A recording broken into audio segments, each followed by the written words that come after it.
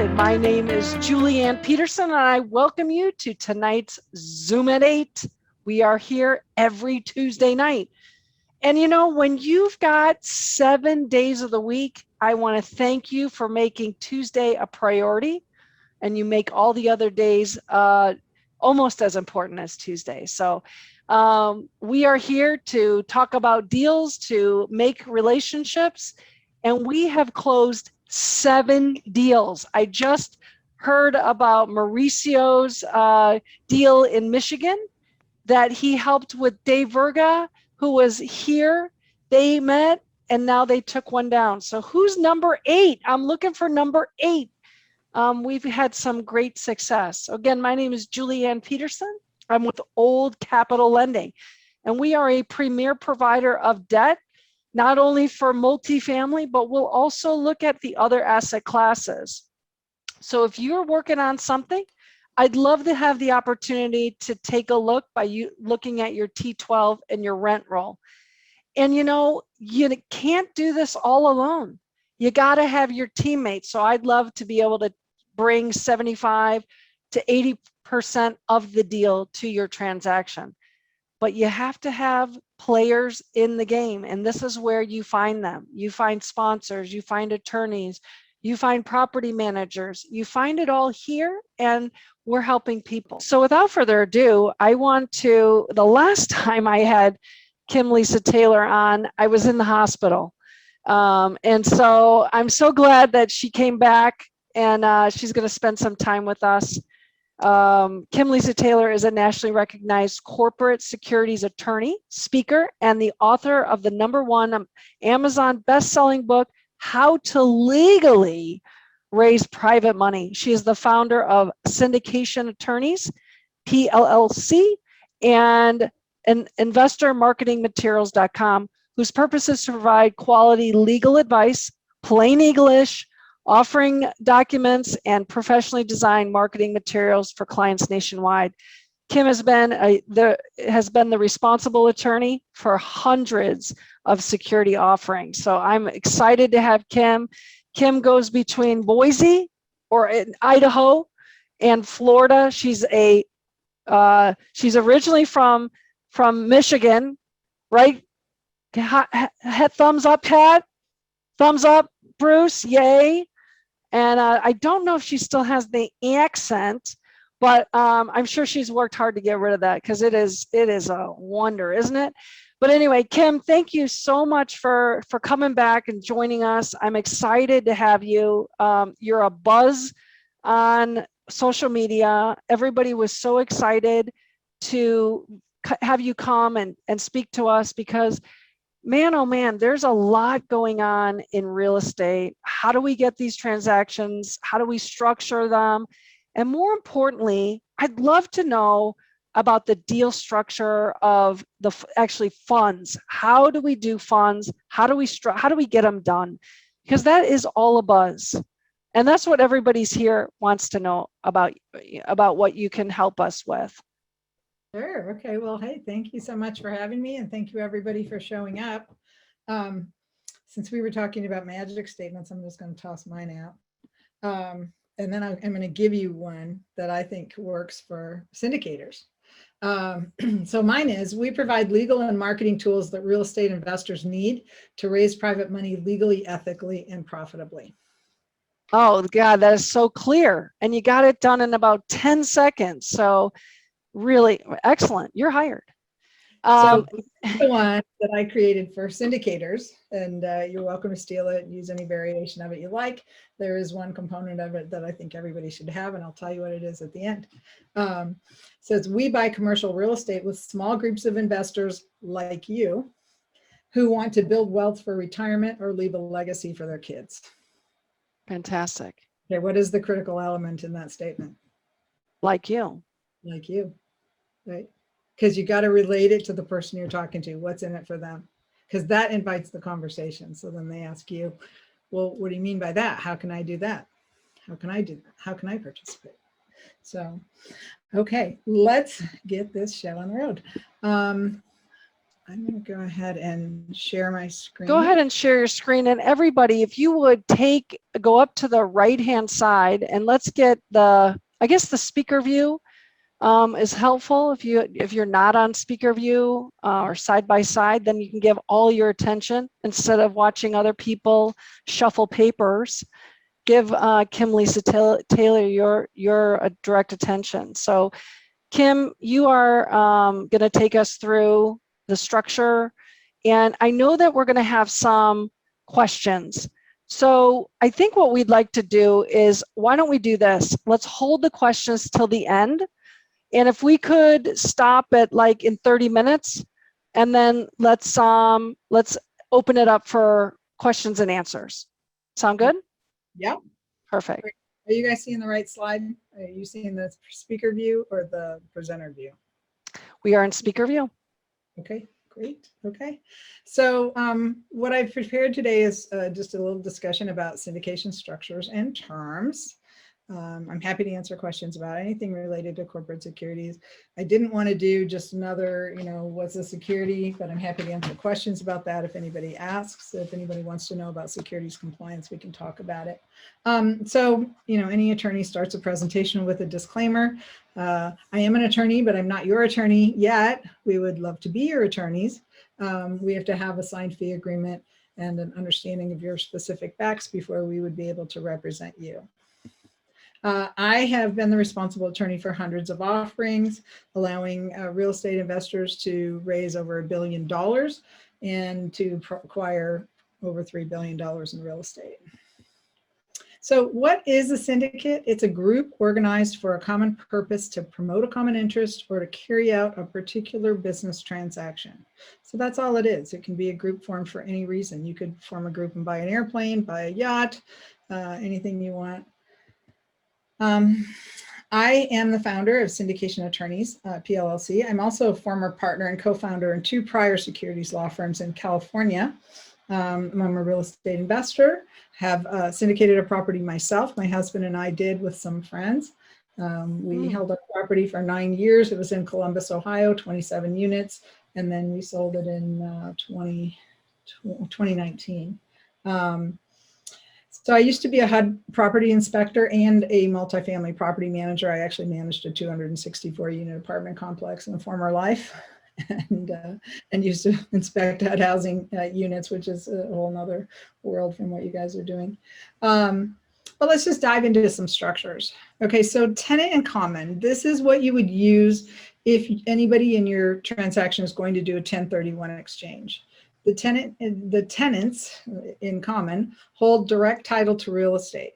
And that's why it works for a 1031 exchange, because in order for someone to 1031 exchange out of real property, they have to exchange into real property.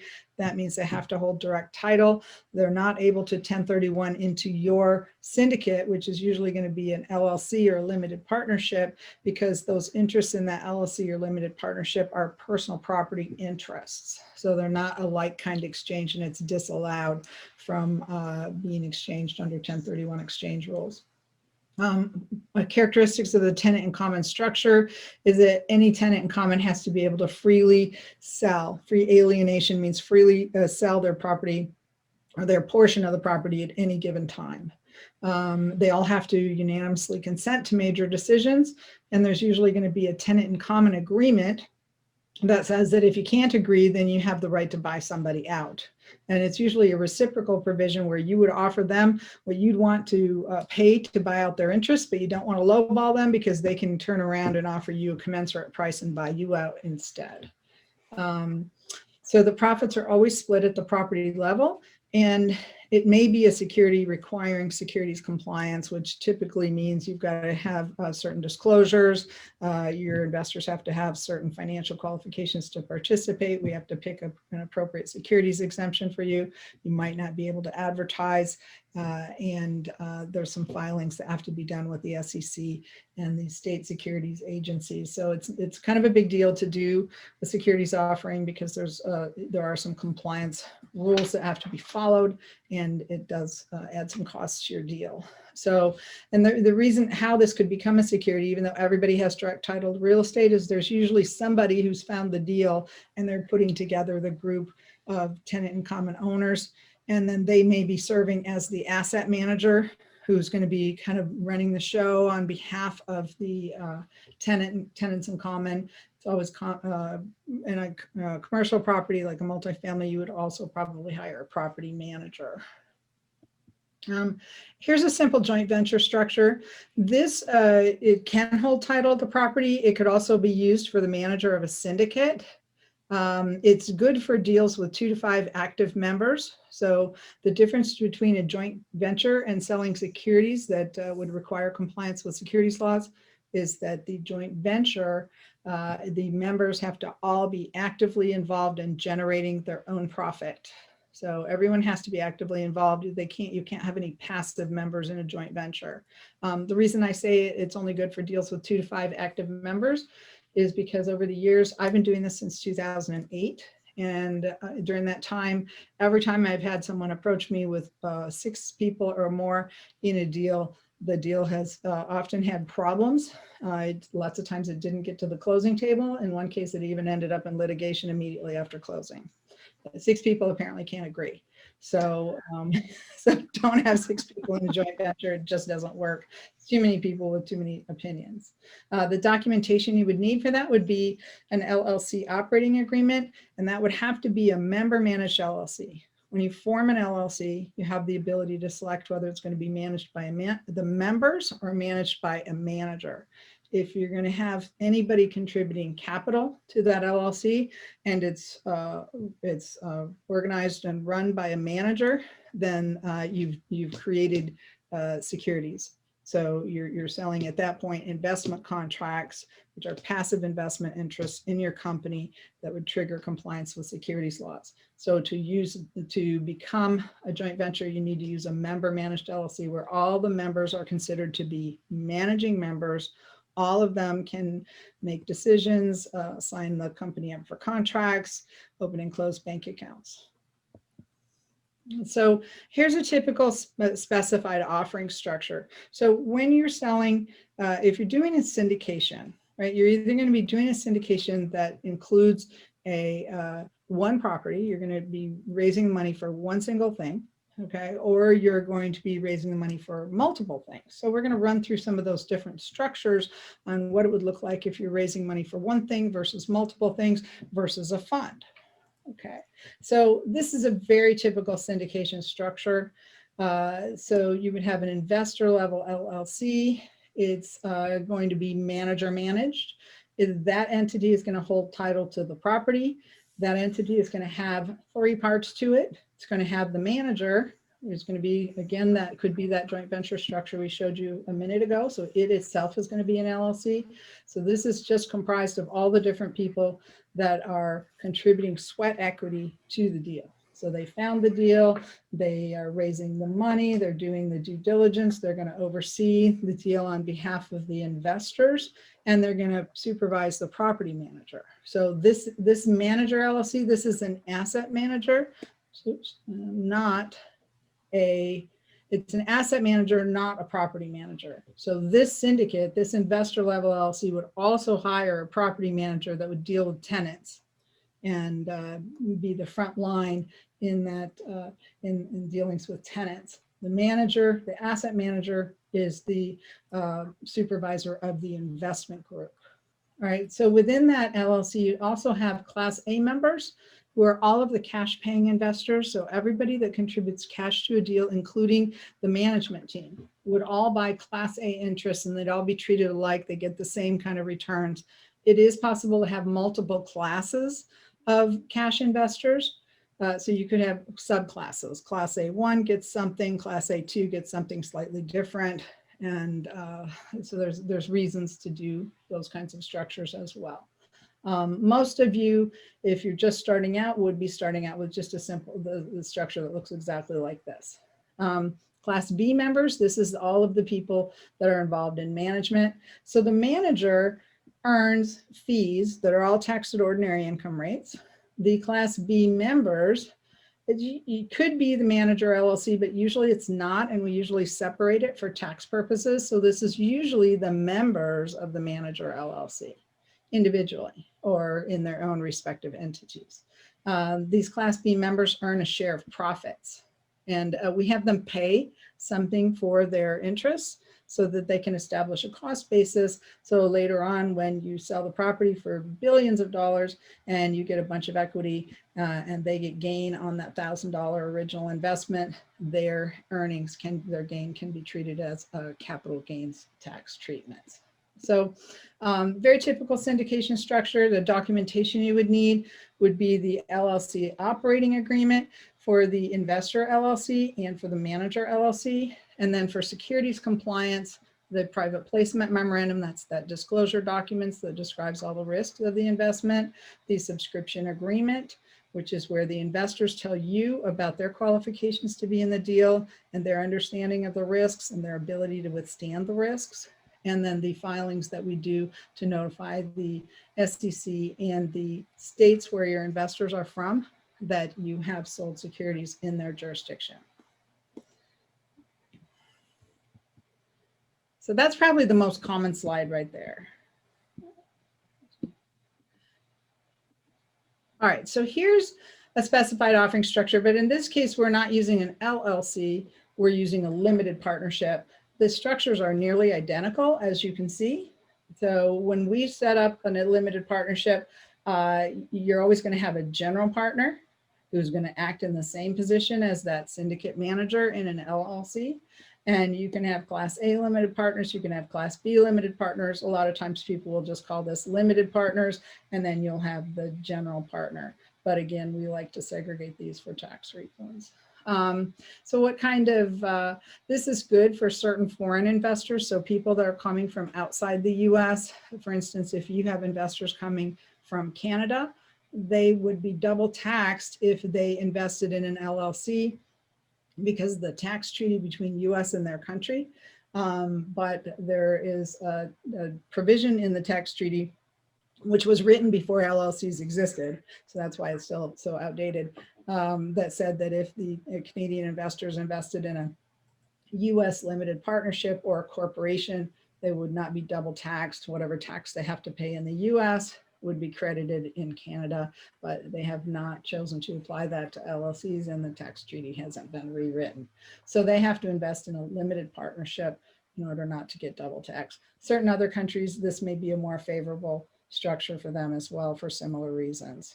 So the documentation you would need would be a limited partnership agreement for the investor, and that shouldn't say LLC, it's for the investor entity, and then the operating agreement for this, because this general partner, the reason that people went to LLCs, and LLCs are far more popular than limited partnerships.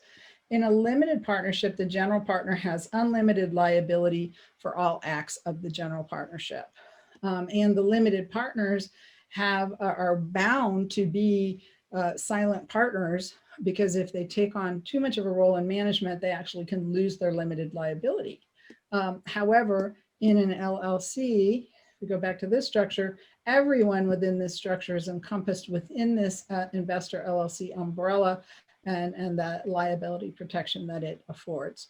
So everyone, including the manager, has limited liability in this LLC.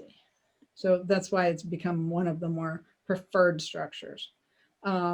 Securities compliance for a limited partnership is going to be the exact same as it would for a specified offering with an LLC. So have any of you ever heard of a Delaware statutory trust?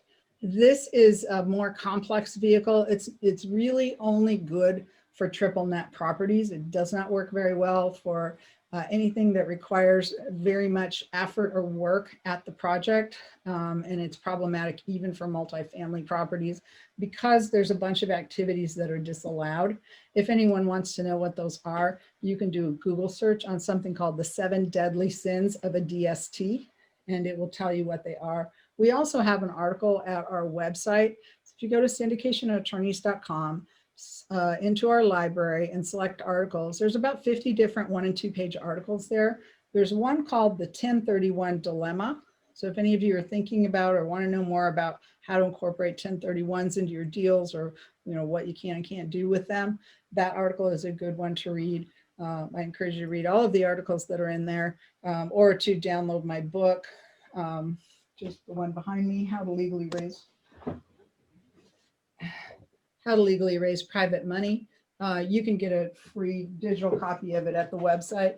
And really that's kind of just puts it all together in a more logical format than trying to read 50 different articles. So this is good for a 1031 exchange, ideal for triple net where not much has to go on. And the reason for that is because it is a trust structure. Okay, so you have a trustee and you have beneficiaries. The beneficiaries are the investors. Those investors are allowed to 1031 exchange in and out of that structure. But they are prevented from participating in refinancing, any negotiation of leases, even minor capital improvements, and there can be no active business that the beneficiaries are involved with in any way, shape, or form. So the way that that's handled is that they become one step removed from the property. Typically, they'll hire somebody who will be a master lessee for the property who will handle all of those activities. So it's a little bit problematic, but you would still have to follow the same securities compliance that you do on any other offering. So the multi-property offering structure. So this would be if you have two properties under contract and you want to close them both with the same pool of investors. So you could have 2, 3, properties. They don't have to all close at the exact same time, but they should close within, 30 to or 60, 90 to 180 days of each other, I would say. Or, usually you would present this to your investors when you have them both under contract right now. And doesn't matter when they close as long as they still close.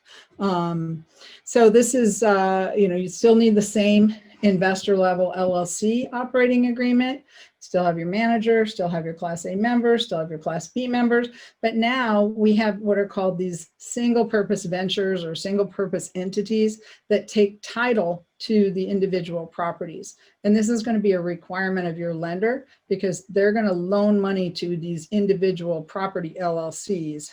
They don't want to have their loans commingled with any other assets. So the property LLC would become the borrower on the loan. It's going to be a disregarded entity because its sole member is the fund LLC. So as far as taxes are, it doesn't necessarily have to file its own tax returns. It could, but it doesn't have to. And then all of the earnings are consolidated at the fund level before fees are paid to the manager or before profits are distributed to the members. So this is the structure for a blind pool fund. So this is one pooled investment entity. So all the funds that you're going to raise are going to be gathered here. And in this case, you don't necessarily have anything under contract right now, but you have an attached business plan that explains to your investors what you're buying, where it is, why it's a good idea, what's the market like for that, for the market outlook for the next couple of years, what you're going to do to the properties that you acquire. Are you doing development projects? Are you doing value add projects? What is it that you plan to do to generate a profit for those investors? And then how long you plan to hold the properties. Usually in a fund, there's going to be some period of time where you're raising money and acquiring property. And that within that period of time, let's say you're going to do a 7-year fund. You plan to have the fund in operation for 7 years. Then you could say, well, the first 4 years is our investment period. So if we happen to sell anything within that first 4-year period, we're going to distribute the profits to the investors, but we're going to reinvest the original capital. So we're not giving back capital to anybody during that time. And within that structure, your fund could 1031 exchange its property for another property within that period of time. And then you would hold those properties that you recycle or all properties that you acquire for, up to the point where you're no longer in the investment period. And at that point, as you start to sell off properties, you begin to give back capital to your investors and you begin to liquidate your fund. So I would think that a good fund lifetime is 7 to 10 years for commercial properties, shorter, maybe 5 years for a single family flip fund with a 3 or 4 year investment period on the single family stuff. So there's your typical fund structure. I will tell you that a fund is the hardest way to raise money. I have written many fund documents for people that I am certain have sat in a drawer and never been used and never raised any money. Or they had a $3 million fund and they raised a couple $100,000. Very difficult to get people to invest in a fund. They're not going to invest with you until they see that you have a significant track record in the type of asset class that you're offering in the fund. Your fund is usually going to be targeted. So don't do what I call a kitchen sink fund. If you try to do a fund that says, well, we could buy self-storage, we could buy multifamily, maybe some strip malls, and we could do some, hard money loans. You're going to have a very hard time getting people to invest with you, because every time you add another asset class, it's another opportunity for someone to say, well, I would have invested in that, but I don't want to invest in that other thing. So be very targeted, focused. If you're going to do a fund, make sure you have a very robust management team that has significant experience in the same asset class that you're doing your fund for. And then you can be successful with it. It also is challenging to do the accounting for funds. It's not something that you're going to use a typical local accountant for. You're going to have to find somebody that understands fund structures. There are even for bigger funds, for people that are doing $30 million plus funds, you're probably going to be hiring a fund manager to help you administrate that fund. You probably would definitely want to use some kind of an investor management platform to keep track of your investors. So funds are good. They have their place, but they're not for the faint-hearted. So any questions on that one before we go on? Because I know that's something that you guys had particular interest in. That is huge. When you said that, Kim, everybody's going this route. Everybody's talking about, I'm opening up a fund. I just got into this. I'm opening up a fund. I think that is the best way to attract people. So when you said that, I have to think that I'm not the only one that perked my interest to hear more about that. That's really interesting. Hard to raise money. If you want to bring so if any of you are at the point where you want to bring private equity into your deals, private equity will invest alongside your syndicate. So they'll co-invest with your syndicate. So they would come in side by side up here at the fund level. So they're not going to invest in your fund, but actually they're going to, I'm sorry, I said that wrong. They would invest side by side with you at the property level. So your fund puts the money into the property. It's one of the owners of this SPE. The other owner would be your joint venture partner. So they'll come in here, so could JV with a PE or family office investors at the property level, but they will not put their money in funds. Most of them have a policy that they just won't do that. Unfortunately, there's been enough people that have been abusive of fund structures that, they imagine you with private jets and expensive cars and them driving Toyotas and, working in an office, and, investors just don't like that. So anyway, I would just say it's not for the faint-hearted. It's only for the very experienced. But if there's any other questions that anybody would like to ask, I'm happy to answer, or we can get to them at the end. So, all right. So here's a blind pool note offering structure. So this is if you're borrowing money, and this is not going to work on multifamily or any kind of commercial property, because the lenders, so you're always going to want to get money from lenders wherever you can on these properties, because the lenders always want less than your private investors want. Is that right, Julie? Yes, that's correct.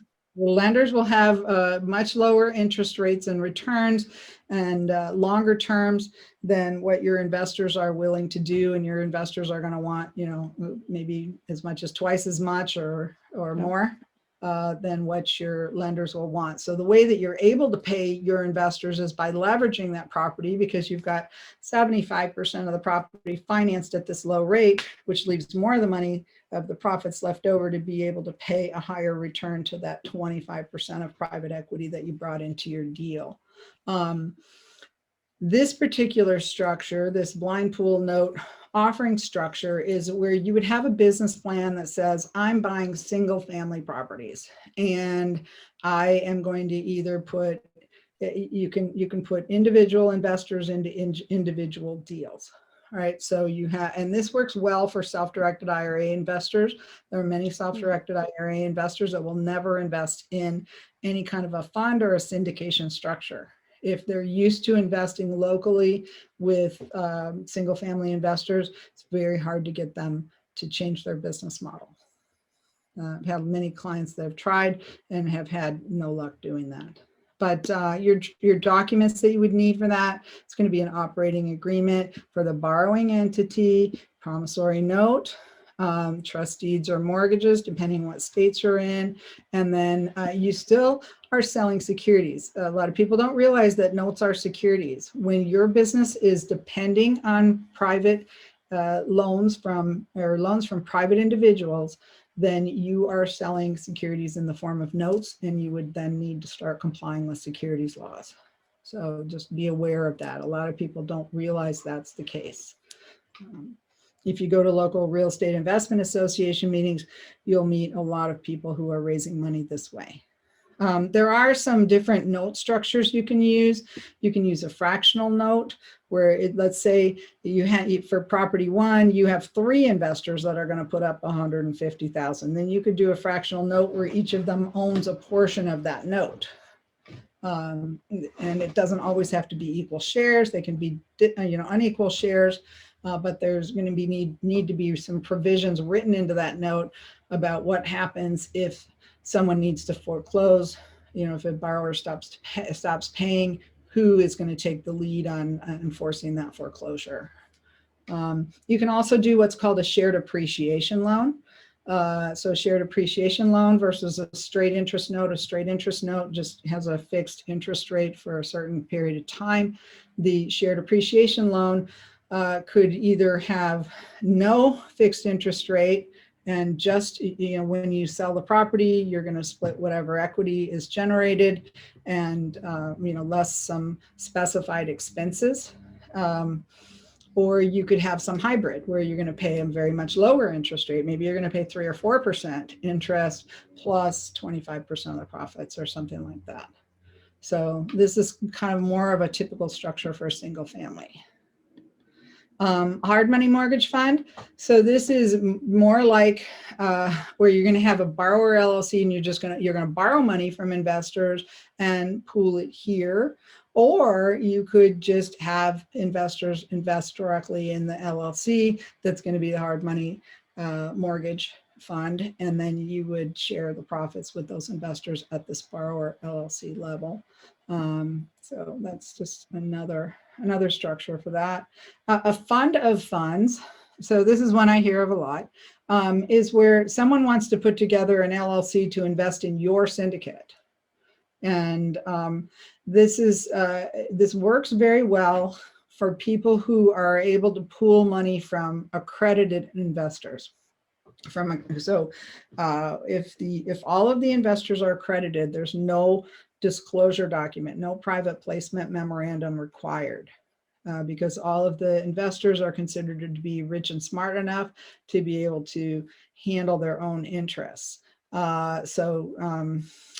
If you don't have to do the private placement memorandum, you can save about $4,000 off your securities compliance and your LLC setup. So you're collectively, the offering documents includes the subscription agreement, the PPM, the filings, the LLC operating agreements that you're required to have, or whatever contractual agreement you're going to have between you and the investors. So maybe that's just something I want to cover before we kind of pause for some questions. So whenever you're investing in real estate, you're going to have a contractual agreement with your investors that's either going to be one of these entity structures and its operating agreement, limited partnership agreement, something like that. Or you're going to have a promissory note. So that's the contractual obligation and contractual agreement that you're signing with those investors. If the whole thing falls apart, that's the thing that gets litigated. Okay.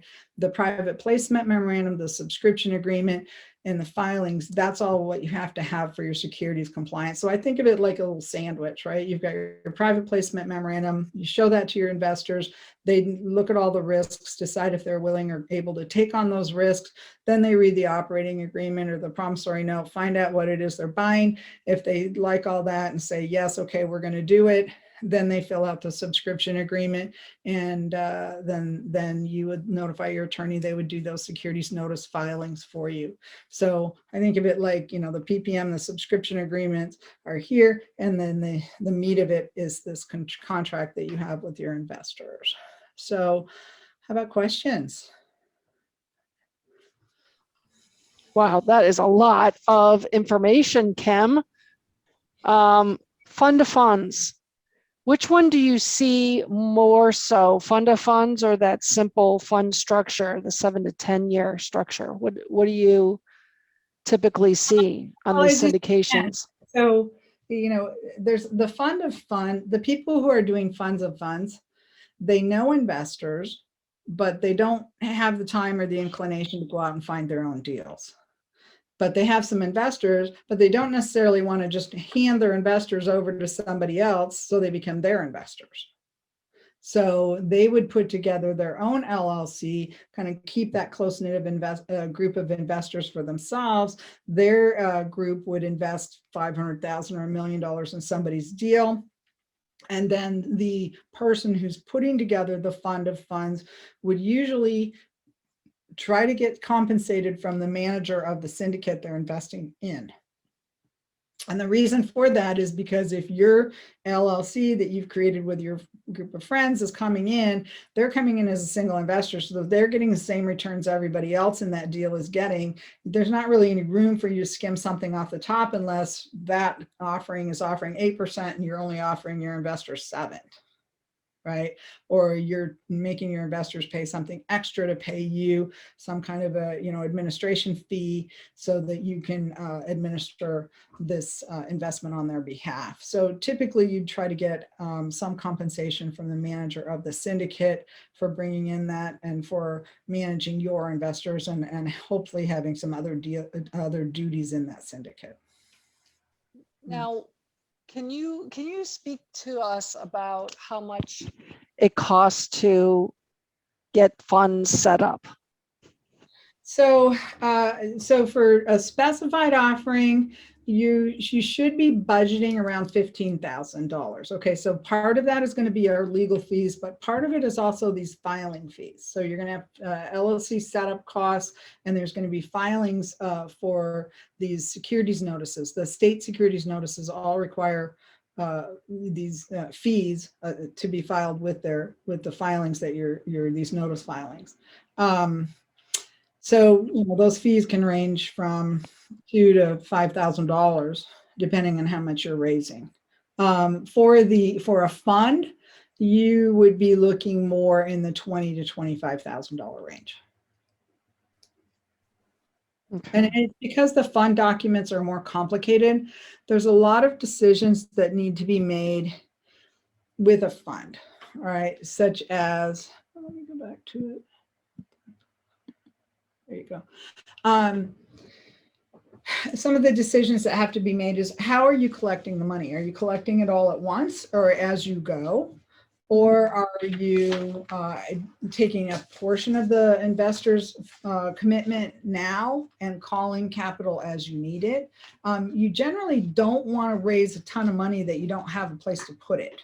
Investors are going to sit still for about 90 or 120 days max before they're going to want their money back if you haven't invested it yet. So we can, you know, sometimes when we write a fund, we'll actually write it so that there's a 90-day lag time before that investor's funds will begin to accrue a return. So they'll actually sit still for that. They'll agree to that, knowing that within 90 days, they expect that money to be invested, and then they start to incur a return. So if you raise too much money and you don't have it you can't deploy it within 90 or 120 days, then you've got a problem, because now you've only bought one property. You raised $5 million and you only placed two. And now you've got $3 million sitting there wanting a return after 90 days, and you haven't had a place to put it. And this is when people start making silly decisions with other people's money, because they get desperate for, I got to have a deal, I got to get a deal, and or I'm going to have to give this money back. So they don't necessarily wait for the best deals. So what in reality happens with a fund is, even though you think, oh, I'm just going to raise all this money at once so I can go out and I can buy whatever I want, it doesn't happen that way. You still raise the money one deal at a time as you need it. What about an evergreen fund? Well, and that can be a challenge for bookkeeping, okay, because you're going to have, well, for bookkeeping and also for some securities compliance rules. You can't, if you create a fund where people can redeem their interests whenever they want, then you're going to be characterized as an investment company, and you're going to have to register as an investment company. And that's a big ordeal. Don't want to do that. So you can't create redeemable interests, and not everybody that you know is going to want to have their funds invested forever. So you can get out of that. I have a friend who is in an evergreen fund and they cannot get their money out. How does that work? That's exactly the problem. That is exactly the problem. Is how do they get redeemed? Yeah. They're stuck in the deal. They could be stuck in the deal until the fund manager decides to close it. And what if they decide to keep it open for 20 years? Yeah. Yeah. Terrible. So, yeah, it's each thing sets up its own challenges. The blind pool funds don't have to register as investment companies because there's an operating company exemption for real estate operating companies. So that's anybody who is in direct control. So as long as the fund is in direct control of the real estate or real estate mortgages, that real estate operating company exemption applies, and they don't have to register as an investment company. But if you were, say, creating a fund to go out and invest in the stock market, or you were creating a fund to go out and acquire startup companies, you could have to register as an investment company. There is another exemption that could apply in those instances, which allows you to have up to 99 investors. And then at that point, once you have 99 investors, then you'd have to register as an investment company. Let's see. Okay. So what other, are there any other funds that you have? Should we open it up for questions? Yeah, let's open it up for questions. I mean, okay. I have slides if we want to talk about terminology, if people are interested in that, or we can just go right to questions. Let us check out what the view of the gallery is. Who has a question? That was a lot of information, by the way. And thank you, Kim. I mean, just amazing information.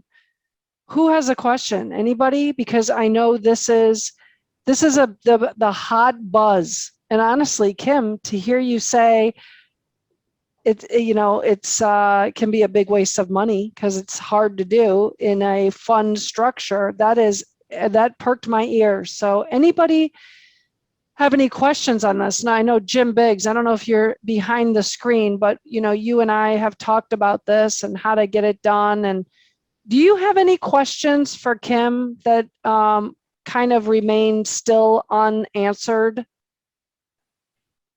I have hours and hours of questions that I could ask him. So I decided I was going to be quiet, but this has been the hot topic for the last 6 months to a year, especially amongst capital raisers that are looking for a way to protect their investor database and not just give it away, so to speak. And also with the new crowdfunding CF regulations has changed, been a lot of interest around that. and also fractionalized shares. And so it's right now, I think, to Kim's point, the wild west of the fund piece of this, I guess. So Reg CF is problematic for real estate investors.